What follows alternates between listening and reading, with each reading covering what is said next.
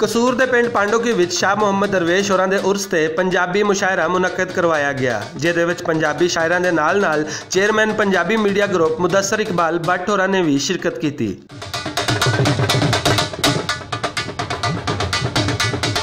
मुशायरे विच पंजाबी शायरां ने अपने अपने कलाम सुना के हाजरीन तो भरपूर दाद वसूल की।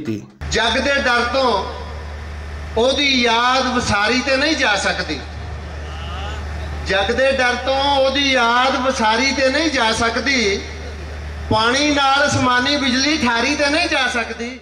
सिर वड लो जेड़ा मुखलिस दी दस्तार तू लंघिया होवे, ओ जाए हिरस हवस दा सप बन के मजलूम नु टंगिया होवे, मस्कीन शबीर दुआई देवेण पिया रत विच रंगिया होवे, ओ इस दौर दे हर एक जालिम नु हर चौक ते टंगिया होवे। इस मुशायरे विच कलाम बाबा बुल्ले शाह सुनान दा भी खसूसी इंतजाम किया गया सी, जिहदी तासीर तो भी हाजरीन खूब लुत्फअंदोज होए। फकर नाल जहान की सीरियां नी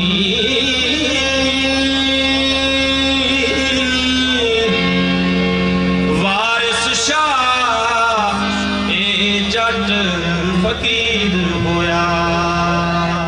साडी धरती दे शायर ते साडे सूफी बुजुर्गां दा कलाम जदों भी पढ़िया जांदा है, साडे दिलां ते ओदी एक खास तसीर होंदी है, जिहड़ी सानू इस धरती नाल मजीद जोड़ दिंदी है। कैमरामैन ज़िशान भट्ट दे नाल असगर अली, भुलेखा टीवी, पांडोकी।